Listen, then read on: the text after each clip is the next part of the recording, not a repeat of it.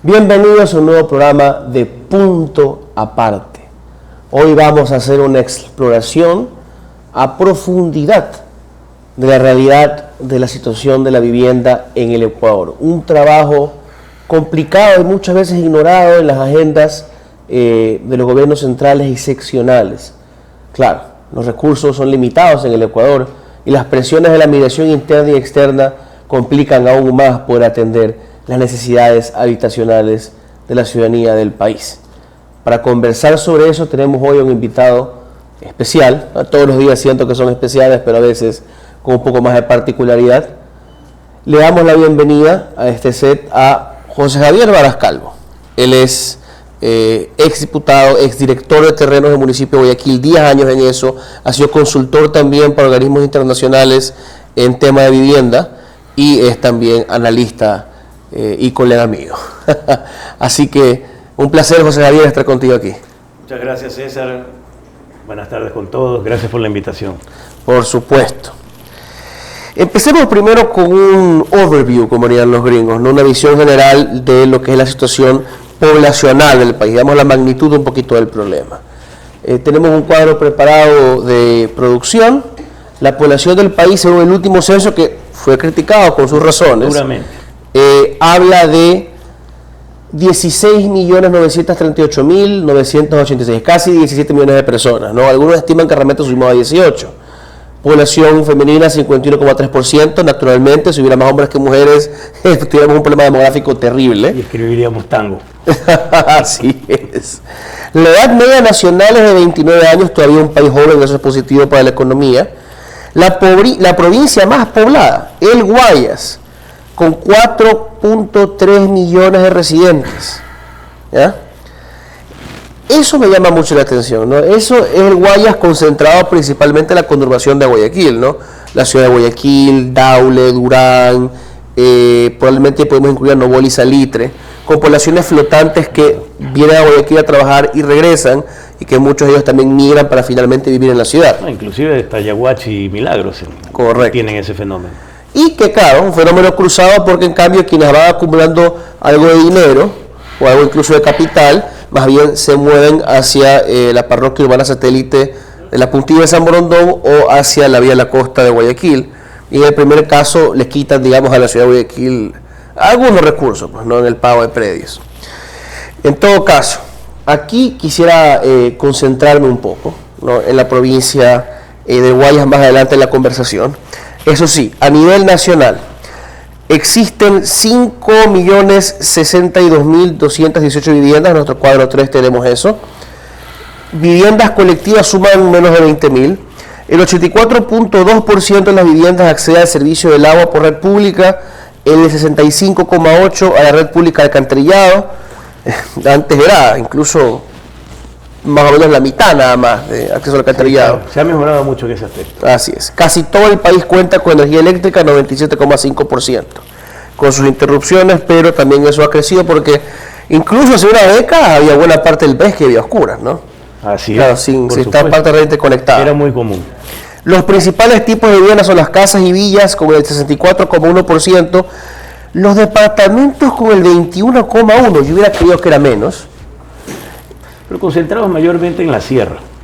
Claro.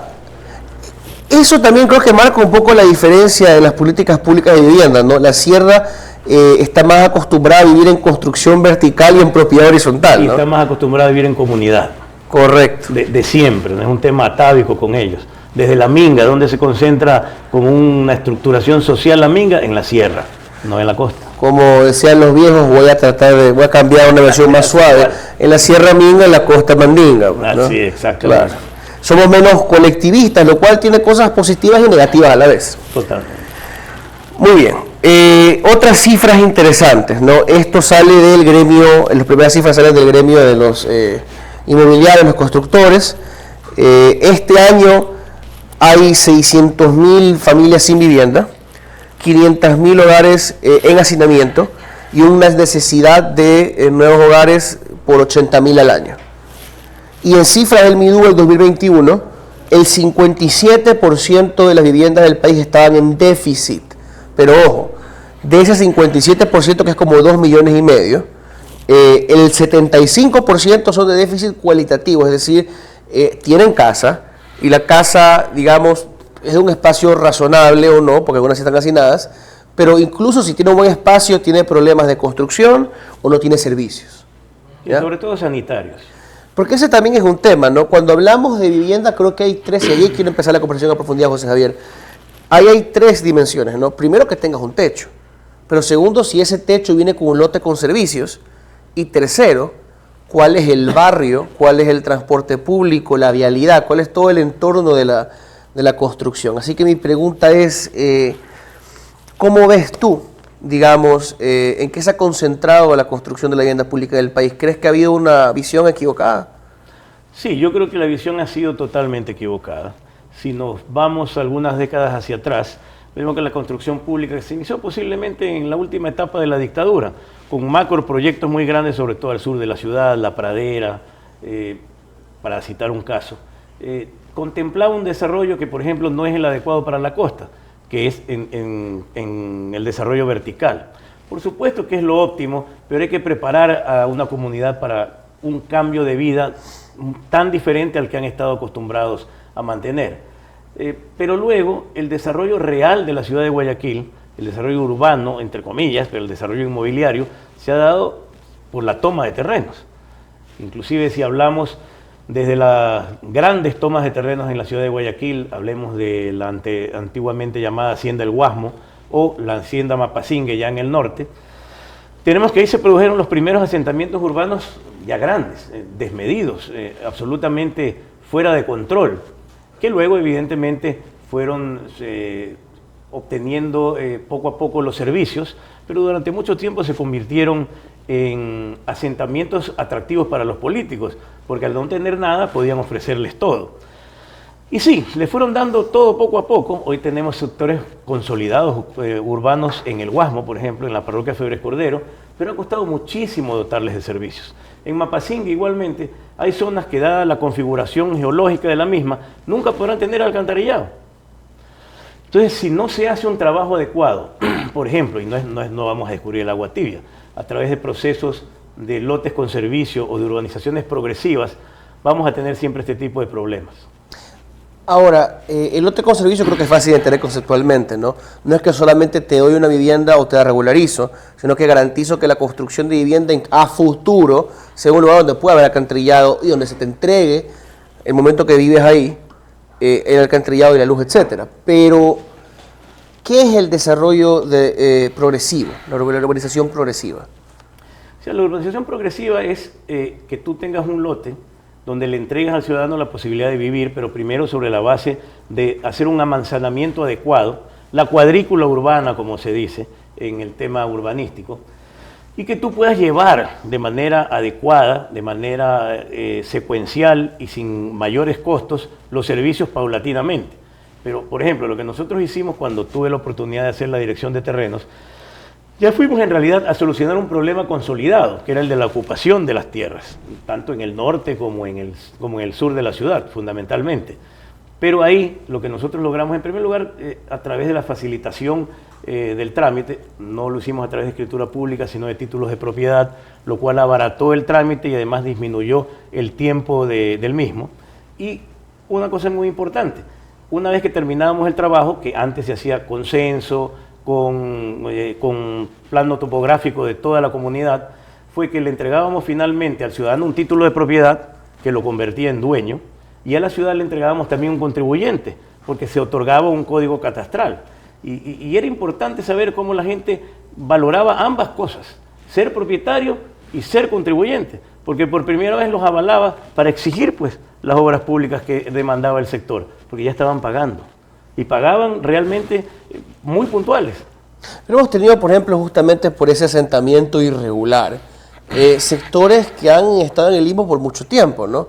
Póngase cuando el presidente Correa y el alcalde Nebot dibujaron una línea arbitraria y dijeron hasta aquí servicios municipales, para allá ministeriales, y dejaron a sectores del noroeste de Guayaquil. Línea Maginot. Claro, como Monte Sinaí o la Sykes-Picot del Medio Oriente, pues, ¿no? Dejaron a Monte Sinaí y a partes del noroeste de Guayaquil básicamente sin atención. Digamos, recién este año, después de algunos tropiezos, la alcaldía con el aval del Ministerio de Economía ya consiguieron de la CAF los fondos para hacer algo en agua potable, pero me pregunto, ¿no? ¿Ya terminó la explosión urbana o todavía estamos caminando más lento que el crecimiento del asentamiento en Guayaquil?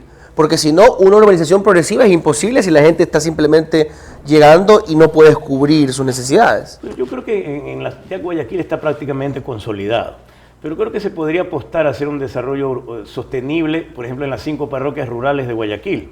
Hay una que para mí es clave, Pozorja, porque Pozorja tiene un desarrollo industrial y además ahora con el puerto naviero claro, y con los puertos atuneros que existe, es imperiosa la necesidad de dotar a Puná de una vivienda digna, que la única que lo puede facilitar es la municipalidad en este caso, porque evidentemente, más allá de dar las facilidades para que el urbanizador privado, que evidentemente tiene un fin de lucro y es correcto, está bien, es lógico, hay sectores a los que no va a llegar nunca, porque los costos propios de su desarrollo ya inhabilitan al hombre de escasos recursos a poder optar por una vivienda. Hemos visto planes de vivienda aparentemente populares, cuyas unidades andan por los 40 o 50 mil dólares. Con las tasas de interés de los bancos, con la imposibilidad de que el ciudadano sea sujeto de crédito, pues evidentemente están absolutamente fuera de sus posibilidades. ¿Cuál es la única alternativa que tienen? La ocupación de tierra. Es tener un problema social gravísimo y un problema económico a veces muy difícil de solventar para las distintas municipalidades del país. Es importante esto que comparte José Javier, ¿ah? Porque, a ver, claro, hay vivienda de interés social y de interés público. Y esto puede llegar con distintos tipos de cobertura, de ahorro, de apoyo y subsidio del gobierno, a precios de más de $100.000. Ya, claro, de interés público sí, pero ya no es, digamos, la vivienda para combatir el asentamiento ilegal. No. Es vivienda para redibujar la ciudad, para facilitar el acceso a la vivienda de la clase media y media baja, pero no es lo que te ayuda a combatir la invasión. Tiene que haber dos grandes frentes que las municipalidades en cada cantón deben enfrentar de acuerdo a sus realidades, que tiene que ver facilitar, que significa el recorte de toda la tramitología que le exigen al urbanizador, porque eso implica costos, eso implica tiempo, que es lo peor. Y adicionalmente tienen que enfrentar el problema de la ocupación arbitraria, de la invasión. Tienen que competir con el invasor. ¿Y cómo compite usted con el invasor? A través de grandes proyectos, como dijimos hace un momento, de urbanizaciones progresivas o de lotes con servicio. Usted ha visto la realidad del Guayaquil, que una vez que se realiza la toma del terreno, quizás en un par de años, usted ve una casa de cemento.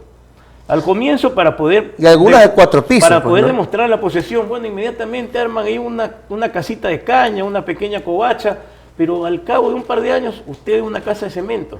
Y usted ve cómo así ha progresado el Guasmo, la Parroquia Febres Cordero, la Isla Trinitaria, Mapasingue, Prosperina. En definitiva, la gran mayoría de la ciudad de Guayaquil ha progresado de esa forma. Pero lo que no puede conseguir el ciudadano por sí solo es un terreno y mucho menos los servicios, de manera adecuada, ordenada y económica para la municipalidad que los brinda. Imagínese usted cuánto costo nos hubiéramos ahorrado si, por ejemplo, la Isla Trinitaria, que se hizo el relleno hidráulico en la última etapa de Rodrigo Borja, y evidentemente no había nadie en ese momento. Si ahí se hubiera ordenado adecuadamente, con una cuadrícula urbana establecida, y se hubiera planificado la dotación de servicios, ¿cuánto más barato hubiera resultado? ¿Cuánto más fácil, cuánto más rápido hubiera tenido la gente todos los servicios? Pero no se hizo así, lastimosamente. Y conociendo ya esas alturas del partido, que el crimen, no como el dólar, pero de todas formas el crimen venía detrás de los invasores, también darle un plan de seguridad justamente al barrio, fuera otra la historia. Por supuesto. Ahora, no digo que hayan estado equivocados, quizás piensas que sí, enteramente. Solamente no cubrían lo que era la necesidad emergente. Me refiero a los proyectos de Mucholote, Milote, los proyectos urbanos grandes del alcalde de Bot. ¿Tú crees que tienen igual lugar proyectos así? ¿Que eran razonables o fue simplemente un error, un desperdicio? Yo creo, y se conversó mucho, porque esa fue prácticamente mi última etapa como director de terrenos, se conversó mucho sobre la posibilidad de hacer una alternativa a la invasión. Nosotros la hicimos en su momento, todavía durante la administración del ingeniero Febres Cordero en la Isla Trinitaria, con una manzana modelo en donde inclusive se involucró a varios sectores de la construcción para que oferten las viviendas de tipo popular que tenían. Y se logró hacer un plan interesantísimo, inclusive con un área comunal de más de 45 viviendas con distintos tipos de construcciones, distintos tipos de costos. Y la idea era replicarlo manzana por manzana, pero luego realmente se complicó el tema porque ya se consolidó el sector, el relleno hidráulico se terminó y se complicó. Entonces buscamos una alternativa a través de una ordenanza que se conoció finalmente como la de mucho lote. Pero cuando lo conversamos inicialmente, y me tocó ser uno de los precursores del tema, se hablaba de ser la alternativa para el invasor. Entonces teníamos que hacer lotes cuando menos de 7 por 15 y en una situación que ya el ocupante informal lo conociese. No se hizo de esa forma. Entonces se estableció un contacto con los constructores y la ordenanza en realidad se desnaturalizó. No fue ni urbanización progresiva, ni lotes con servicios, sino vivienda aparentemente popular. Pero me parece, y estamos hablando de ya por los años 2003, 2002, una vivienda costaba alrededor de $20.000. No era popular. Entonces la persona... $20.000 de esa época. De esa época, por supuesto. La persona que usualmente solo pensaba en invadir para poder obtener un lote, no le quedaba otra alternativa. Tocaba las puertas de la municipalidad y se encontraba con una realidad como esta. Vemos cuál es la realidad actual de muchos lotes. Son viviendas de clase media-baja, pero no son viviendas realmente al alcance popular, como está ocurriendo ahora. No hay una sola oferta, ni pública ni privada, que pueda competir con la invasión. Y es la misma realidad en ciudades como Guayaquil, como Babahoyo, como Milagro, como Quevedo, como Vince, buena parte de Manta, de Puerto Viejo, Esmeraldas, no digamos, también Machala, que se están desarrollando así. Y tiene que haber una alternativa desde el sector público para que eso no siga de tal forma. Vivienda desde el Estado central y el Estado local a la vez. Pues, Por ¿no? supuesto, es que ¿quién conoce mejor la realidad de sus conciudadanos que el gobierno local? Igual me pongo a pensar, ¿no? En un proyecto local igual sale beneficiado el Estado central. Por supuesto. Sobre todo porque, claro, si tú le haces realmente, y a eso también quiero ir, no solamente la urbanización progresiva, el lote con servicios, la vivienda, si tú haces todo un buen proyecto urbano alrededor, la plusvalía que va a ganar esa vivienda va a ser importante y el momento en que se venda, el que cobra esa plusvalía, es el Estado central. Exactamente, y además convertiremos al país en un país de propietarios, lo cual significa que usted tiene un título de propiedad, que usted tiene un código catastral, que usted es dueño, que usted paga impuestos, que cada transferencia también tributa, y hay un ordenamiento adecuado del desarrollo inmobiliario del país. Es algo mínimo que es imposible e inaudito que no se haya realmente implementado hasta el día de hoy. Y hemos visto gobiernos, me parece que si mal no recuerdo el último de Guillermo Lasso, que ofrecía 1 millón de viviendas por año. No llegó pues, ni remotamente una cifra semejante, ni remotamente. Igual Lenín Moreno. Y en definitiva lo hacen tratando de ver cómo arreglan unas viviendas por aquí, cómo hacen un cierto número de viviendas por allá, pero no a través de un plan establecido como un plan general, un trazado lineal para que las municipalidades se sometan al mismo y lo vayan haciendo de acuerdo a la realidad de sus circunscripciones. Se van avanzando simplemente en la medida en que en cada campaña política los candidatos o el que se quiere reelegir a nivel local dejan invadir, dejan ocupar para luego ofrecer todos los servicios que no hay, pero gratis pues. Porque el tema también ahí es que una vez que usted es propietario, que tiene el título de propiedad, ya los servicios no son gratis pues. Ya no hay gente que se conecte y robe la luz, ya no hay conexiones clandestinas de agua potable, ya no hay alcantarillado que se va a las cañadas o a los esteros o a los ríos, tienen mayor ordenamiento. Por supuesto que es un proceso, no es perfecto ni va a iniciarse desde el día 1, pero ya es un comienzo y es el comienzo adecuado. Correcto. Pero, de nuevo, ¿no? Yendo a la visión urbanística, si realmente le queremos dar acceso a ya no solamente los servicios básicos de agua y de luz, sino los otros servicios sociales de la educación, el acceso al trabajo, hablando de derechos más en un sentido general, se necesita un retrasado urbano, ¿ya? Retrasamiento, corrígame que usted a veces funge mi asesor a nombre de la RAE en otros espacios. Hacer un nuevo trazo urbano. O sea, ahí debe de ser así, porque claro, pero la municipalidad tiene la potestad legal de expropiar. Cuando usted ve la cuchilla del urbanizador, cuando está bien dirigida, no tiene límites. Usted, por ejemplo, en Barcelona es muy común Y lo discutimos en muchos foros, en lo que ellos le llaman el ensanche, Claro. el ensamble. El plan Miró. Exactamente. Entonces usted ve una ciudad que se transformó, usted ve una ciudad que fue construida desde el inicio como La Plata, que es conocida como la ciudad de las diagonales, que tiene un trazado urbano adecuado, funcional, que permite llevar los servicios públicos de manera rápida y mucho más económica. No son asentamientos informales, pero esa es, lastimosamente es la realidad de Latinoamérica. Yo tuve la oportunidad de estar también en Perú, conocer lo que ellos le llaman los pueblos jóvenes. Ahí ni siquiera tienen techo, no llueve nunca. Claro. La gente tiene unas viviendas sumamente precarias en zonas desérticas, en dunas realmente, en donde los servicios no van a llegar jamás. Están condenados a vivir sin servicios, a vivir de la explotación del tanquero, a ser generadores de desechos que contaminan recursos naturales, de donde se hacen las tomas de agua potable. En definitiva, sin un ordenamiento no puede haber un progreso en el país. Y no solo la expropiación, ¿no? Sino está, por ejemplo, lo que proponía en su momento el alcalde Nebot. Se iba al aeropuerto a Chongón Daular, quedaban unos terrenos inmensos y se podía usar para la construcción de una nueva ciudad. Claro, hasta ahí de acuerdo. Lo que no me gustaba del proyecto, al menos como se lo presentó en esa época, es que parecía más propio de Puerto Santa Ana o de San Borondón que lo que necesita el norte de Guayaquil, de verdad. Que parecía más propio de Miami que sí, de la ciudad de Guayaquil. Una fantasía, pues no. Totalmente. Con lagos, veleritos. Claro. Tenemos que centrarnos en una realidad y saber quiénes somos, ¿no? A mí lo que me preocupa es que a veces estos proyectos se hacen desde el escritorio, y sobre todo desde el escritorio en el centralismo, en las alturas, donde no se conoce la realidad urbana, sobre todo de la costa. Y no es que la ciudadanía no merezca ornato, buena construcción, espacios verdes, ¿no? Eso es necesario para todos, un derecho de todos. Pero no parecía un diseño, digamos de nuevo, de algo asequible para el público en general.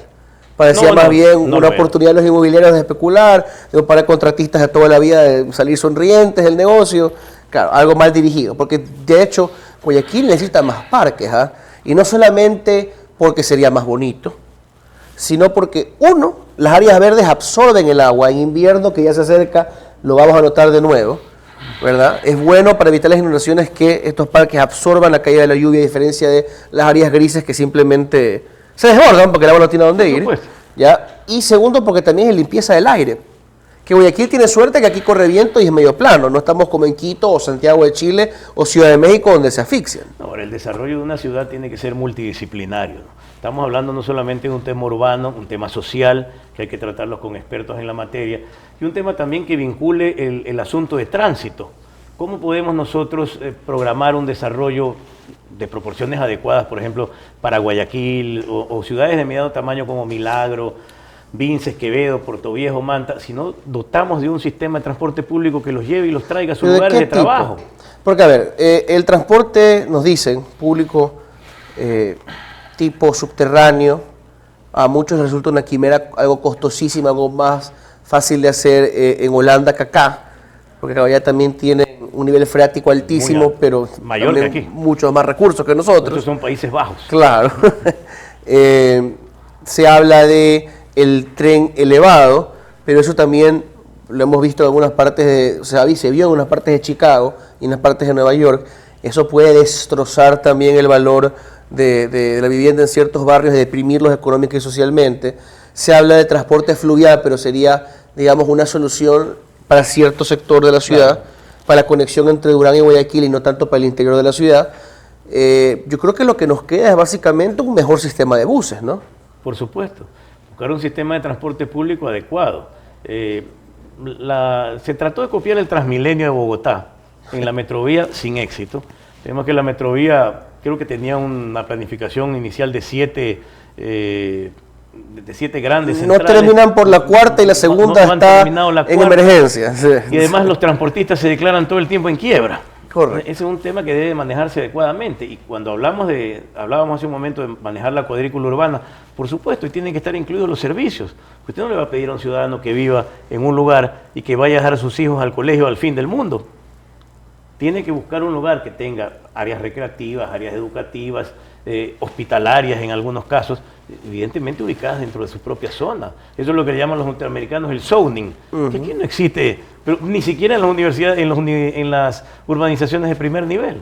Ahora que yo le pregunto, José Javier, voy del duelo a usted, uno de mis errores como comunicador que nunca me defino en esa formalidad o informalidad. Hay dos ideas radicales que te quiero, ahí volví a hacer eso, que te quiero plantear. La una es en el transporte conectado al desarrollo urbano de esta ciudad y que puede ser aplicado para otras ciudades del país.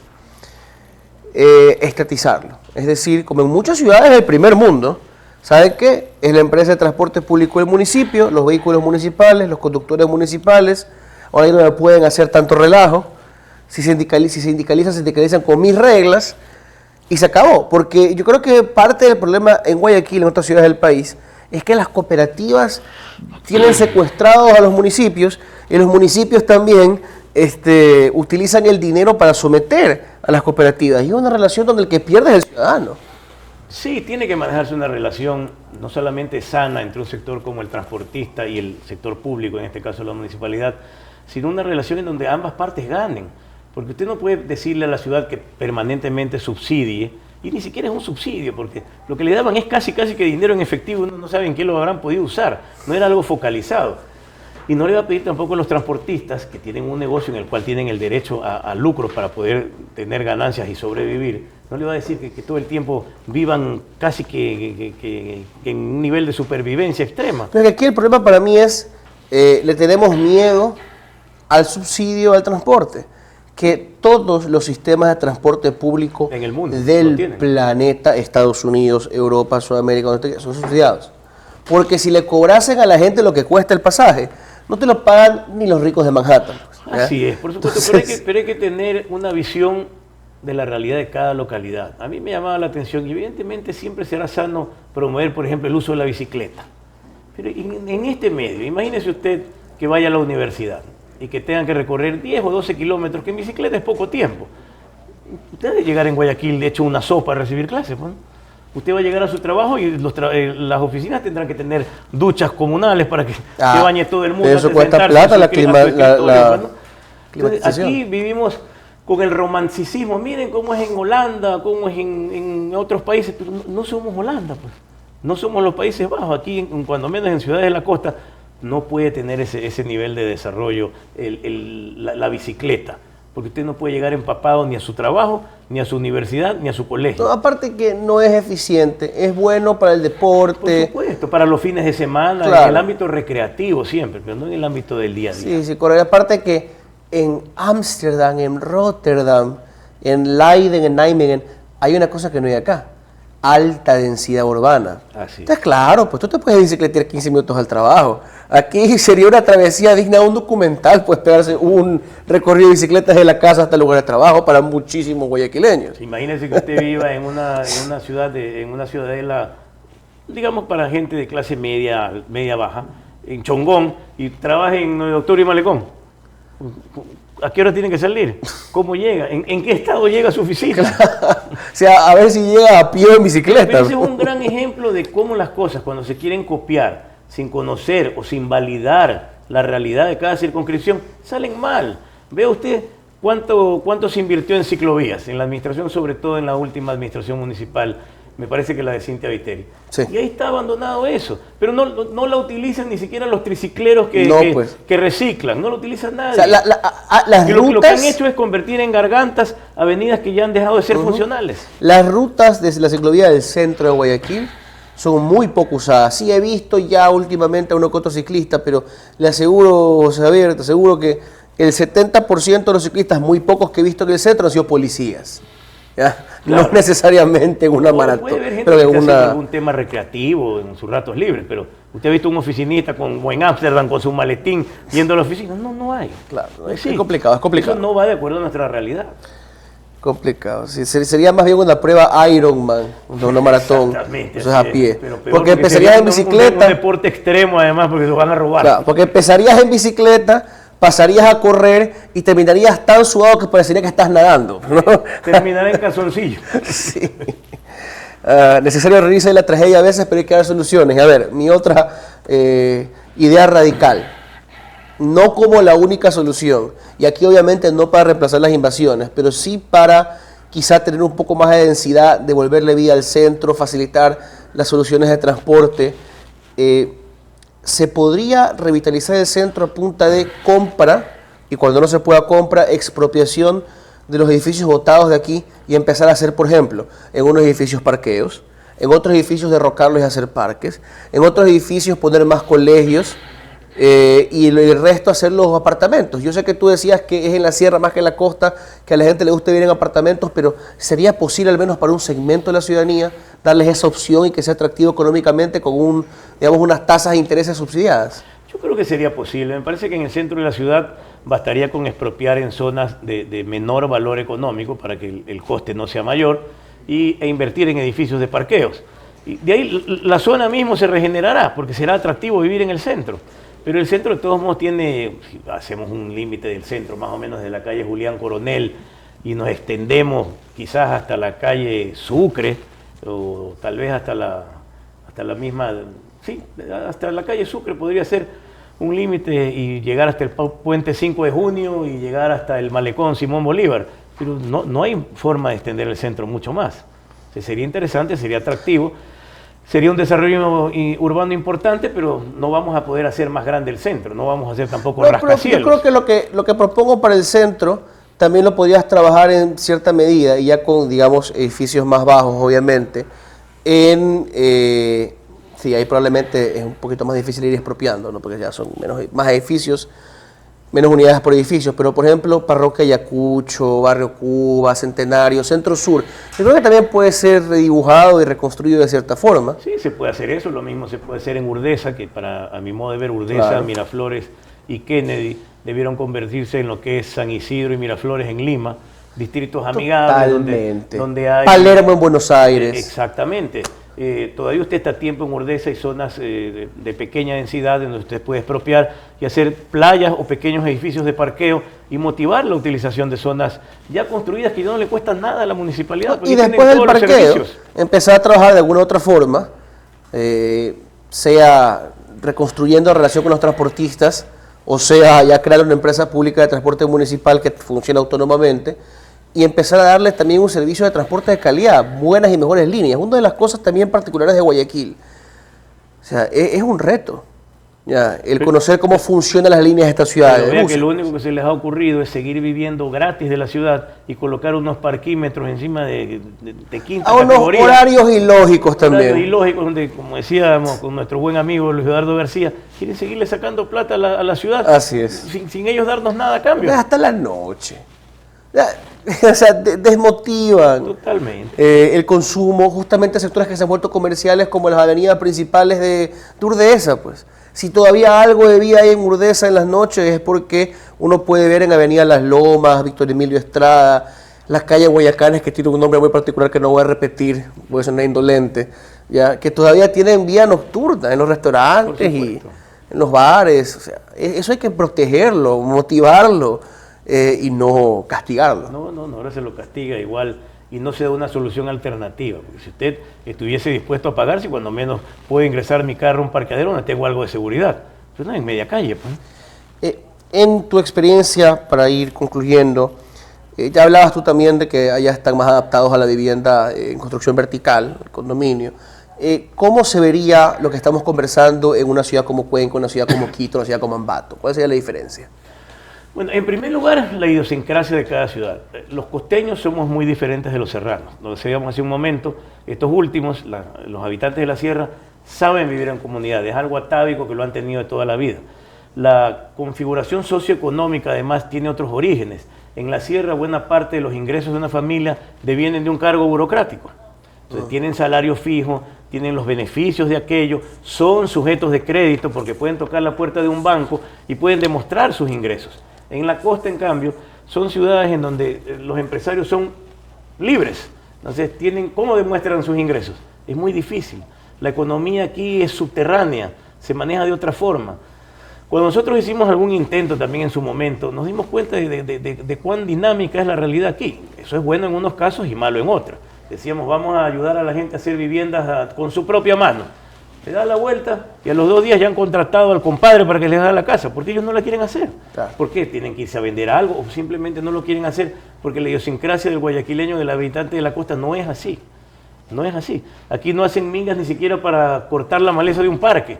se quedan sentados a que el municipio lo haga. Claro. Y en una época se promovió aquí también Hay que promover el embellecimiento de los barrios, se los premiaba a los barrios por eso. Se haría recuperar. Que entiendo que el municipio conserva de eso, pero no es como antes, no se le presta tanta atención como antes. Pero en definitiva hay que hacer una exploración adecuada de cada una de las realidades geográficas en donde se va a intervenir y hacerlo de una manera diferente, porque no lo han hecho. Todavía hoy en día se dicen vamos a dar vivienda popular. ¿Dónde está? ¿Cuáles son los planes? ¿Cuáles son los proyectos? ¿Cuáles son las facilidades que se le ha dado al constructor privado para que llegue al sector socioeconómico más bajo posible? Donde todavía tenga lucro, porque si no, no va a hacerlo, no lo va a intentar siquiera. Reduzca los trámites, que los trámites son costos, para que hasta ahí llegue el constructor privado. Y de ahí vea cómo llega usted, a través de planes creativos, que como le digo, no son nada nuevo, no hay nada nuevo bajo el sol. Fundamentalmente lotes con servicios y urbanizaciones progresivas. Y va a ver que cambia la realidad del Ecuador. También, digamos, desde el municipio, ¿no? Con la investigación de las propias autoridades y las direcciones municipales, ya dejar el diseño casi listo, concursar y llevar a concurso, digamos, los proyectos urbanos ya preparados para que no tengan que demorarse tanto ni tramitar tanto, ¿no? Por supuesto, porque el trámite tiene un costo. Claro. ¿Y el costo lo va a pagar el urbanizador? No, el costo se lo trasladan al ciudadano. Muchísimas gracias, José Javier, por darnos luces sobre esto, compartir tu experiencia con nosotros, lo que te ha enseñado tu experiencia. Ojalá Guayaquil, digamos, pueda seguir teniendo estas conversaciones. Esperamos que este sea un pequeño aporte a lo que es necesario para reimaginar, redibujar y darle nueva vida a esta ciudad. De esto hay mucho que hablar y todavía, señor alcalde, hay 5 parroquias rurales donde puede hacer grandes planes de vivienda que sean ejemplo para el país. Totalmente de acuerdo. Nos toca hacer un punto aparte y después regresamos con más.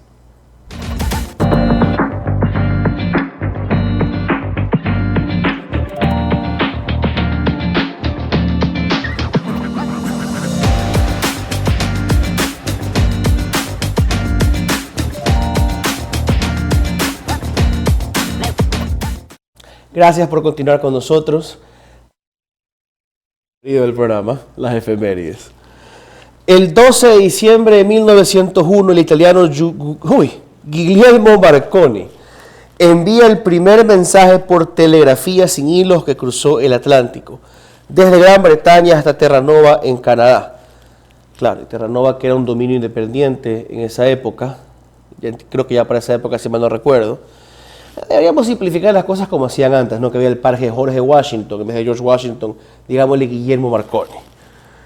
12 de diciembre de 1960, en Ecuador se fundó RTS, primer canal de televisión de este país.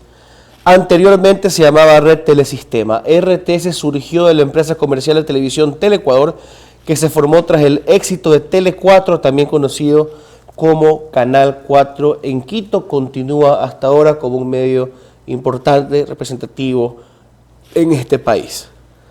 El 12 de diciembre de 2007 fallece a sus 76 años de edad Isiar Luster Turner Jr., conocido como Ike Turner.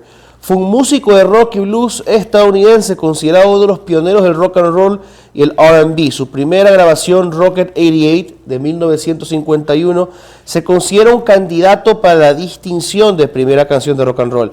Durante la década de 1950 fue instrumental en las primeras carreras de varios músicos de blues. Y es que, claro, ya a mucha gente le gusta recordar que muchos de los grandes rockeros tuvieron un entendimiento musical clásico, que el productor de los Beatles, el quinto Beatles, les infundió mucha inspiración de la música clásica y se evocan esos orígenes del rock. Pero el rock es, en un principio, música afroamericana y que se inspira de la producción musical de gente como Ike Turner y que tiene, digamos, un origen común justamente por eso con el R&B, un género muy propio de la comunidad afroamericana en Estados Unidos.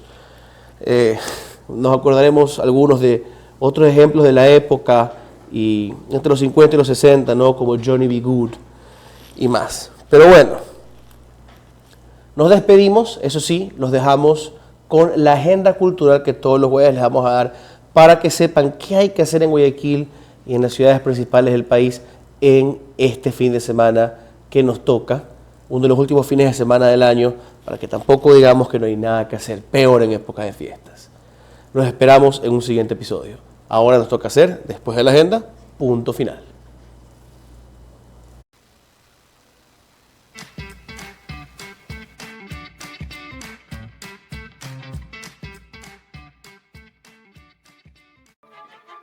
Guayaquil, la Orquesta Sinfónica marca el ritmo festivo con el concierto Voces de Navidad, un repertorio variado que combina clásicos de temporada, así como temas de películas icónicas y tradicionales de la época. Bajo la dirección de la maestra Victoria Pérez, los músicos tendrán el acompañamiento vocal de 4 agrupaciones corales: el Coral Adventista, los coros de niños de los colegios Torremolinos y de la Unidad Educativa Adventista del Pacífico, y por supuesto, el coro comunitario de la Orquesta Sinfónica de Guayaquil. La cita es este jueves 12 a las 7 de la noche en la Catedral Metropolitana de Guayaquil y la entrada es gratuita. Para los cinéfilos, este sábado 14 se proyectará El Proceso, de Orson Welles, en el Cineforo de la Biblioteca de las Artes.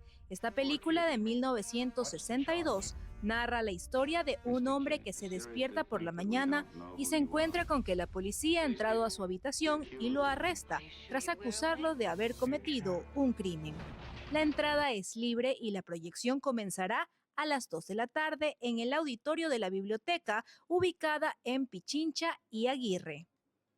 Y para los más pequeños de la casa, la Ludobiblioteca del MAC tendrá este sábado 14 y domingo 15 tardes de cuentos junto a Ángela Arboleda. Esta actividad se realizará a las 3 de la tarde y la entrada es libre. Mientras tanto, en Quito, la Fundación Pasillo Ecuatoriano prepara un homenaje para Hilda Murillo este viernes 13 a las 6:30 de la tarde en el Teatro Nacional Sucre. Entre los artistas invitados estarán Paco Godoy, la peruana Pamela Abando, Grupo Quimera, entre otros. El costo de la entrada es de $10.